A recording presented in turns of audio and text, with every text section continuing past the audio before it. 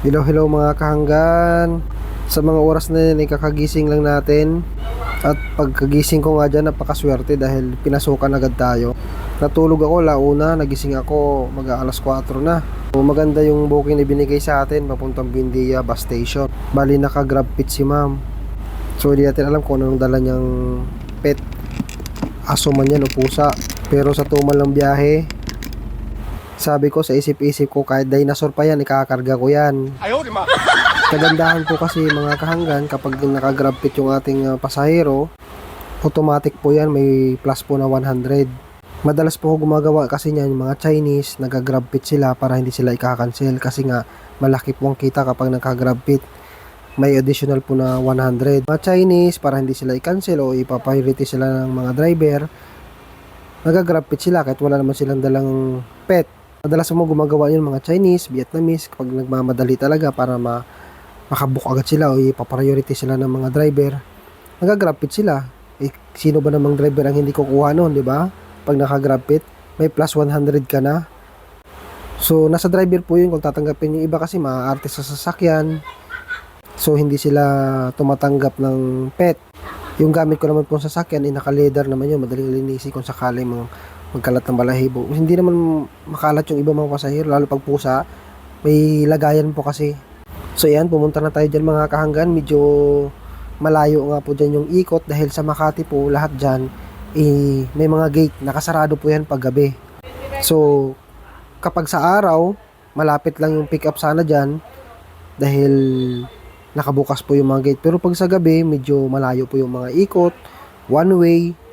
So, malalayo po talagang ikot yan. So, tiyagaan po talaga.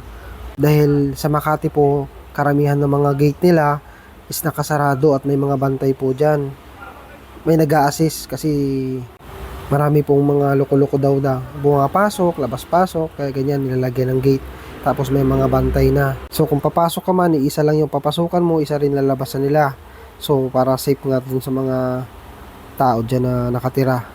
Medyo may ano po dyan, one side parking po dyan, mas okay po yan sa Makati kaysa ibang lugar na sobrang sikip talaga sa Makati. Medyo kahit pa paano disiplinado naman yung mga tao dahil naka one side parking po sila.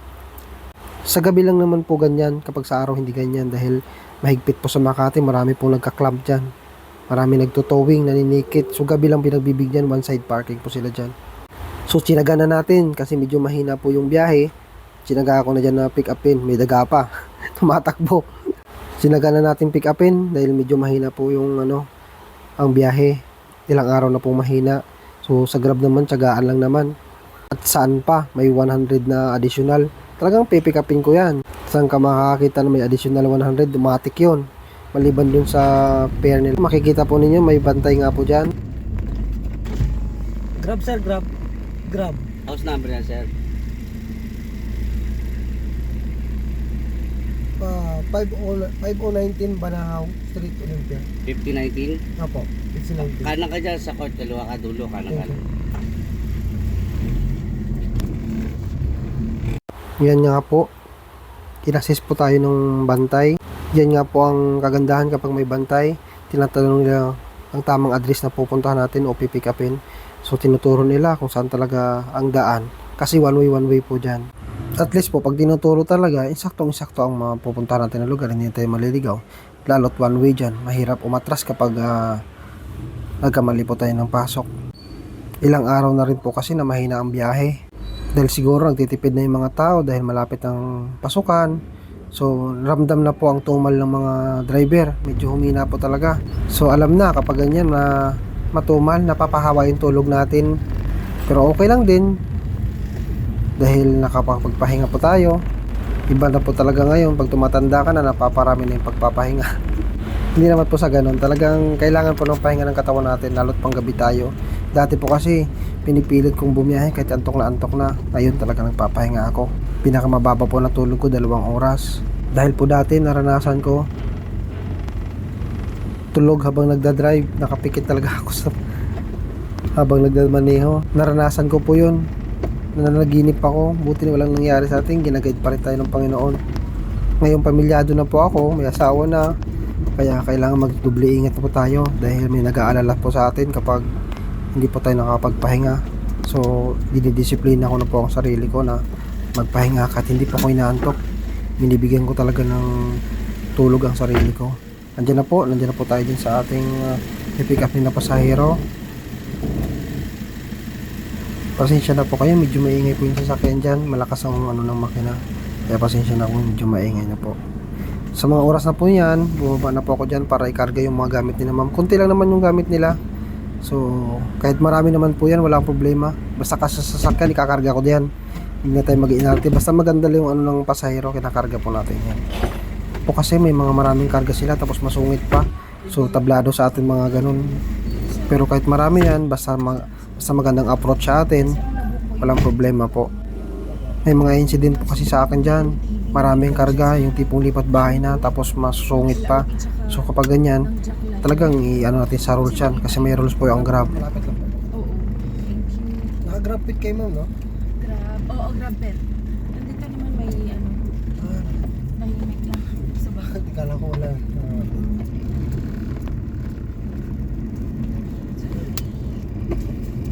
So yan, tinanong ko nga po si ma'am kung naka Grab pit nga siya, kasi hindi ko nakikita yung alaga nila, yung pala pusang maliit lang nasa bag. So nagtaka ako, isip ko lang doon kaya sila nag Grab pit para ma-priority sila sa kanilang booking, para mapabilis dahil hinahabol nga nila yung bus. Yung pala mayroon talagang maliit na pusa. Isabi ko nga, sa hina ng biyahe, matumal, kahit dinosaur pa yan, isasakay po natin. Mababait ko sila, yung pasahero ko mabait.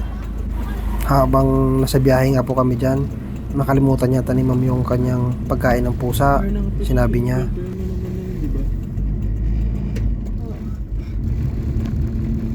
Yung treats niya.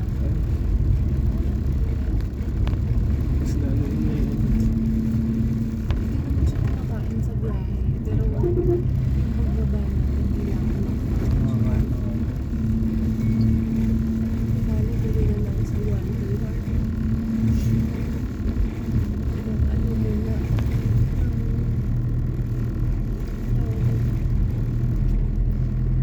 Sa bahay. Sure ka parang hindi pa bukas yun ng ganun. 9 pa ata.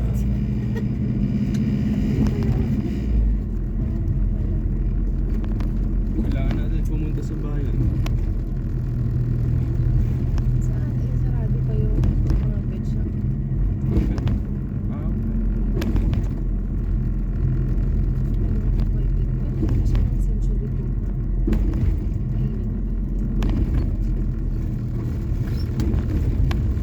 Ayun pa nga kayo ni Walter. yeah.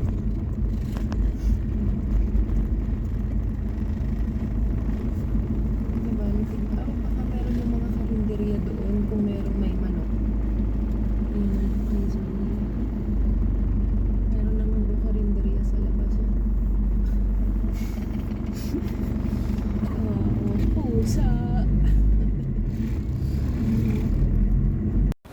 at yun na nga, napag-usapan nila magnanay, nabibili na lang sila ng pagkain ng pusa pagdating dun sa pupuntahan nila.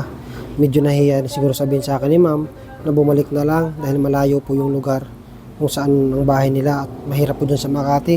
One way, tsaka maraming stoplight, alanganin na rin.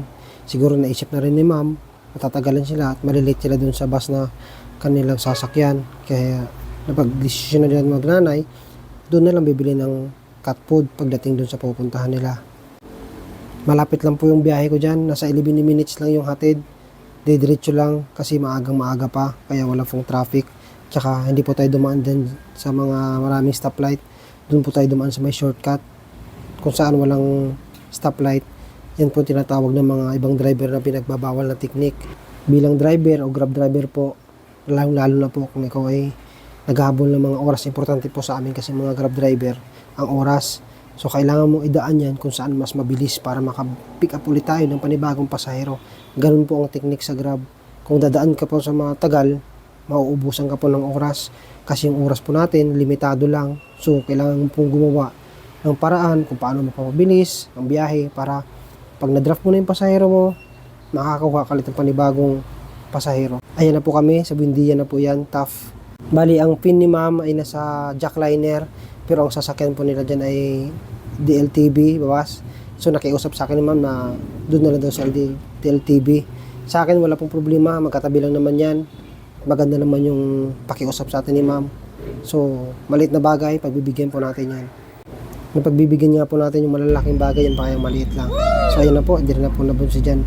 Sila ma'am, DLTV po yan, bus station. Papunta yata na Sugbo sila na ma'am. So napakabilis lang po ng biyahe ko dyan, nasa 11 minutes lang. So pagdating nga po namin dyan, may mga porter dyan na magbubuhat ng bag. Pero si ma'am, sinabihan niya yung anak niya, bantayan yung gamit nila. Kasi alam mo naman, pag sa Maynila ka, may mga tao talagang, mga porter, mga bus station. Mga kulit. Kung makirinig po ninyo mga kahanggan, sinasabi niya sa anak niya, yung gamit nila kunin niya, wag dun sa porter. Syempre, hindi naman sa pagja-judge. Marami po talagang loko-loko dyan. Baka malingat lang kami, o sina ma'am, yung gamit nila wala na. So kayo mga kahanggan din, pag napunta kayo dyan, mag-iingat kayo dyan sa mga porter kasi di naman lahat dyan matitino. Dahil kapag nalingat ka dyan, yung gamit mo kakarga nila, bahala ka na dyan, mawawala po yun biglaan. Kaya buti si ma'am aware, sinasabihan niya yung anak niya na yung gamit nila siya na magbuhat kasi di po natin alam, hindi natin alam ang takbo ng mga tao dyan, di ba? So ganda nag-iingat. So hanggang dyan na lang mga kahanggan. Ingat po tayo lagi, kita-kita po tayo sa kalsada. Naway gabayan po tayong lahat ng ating Panginoong Diyos.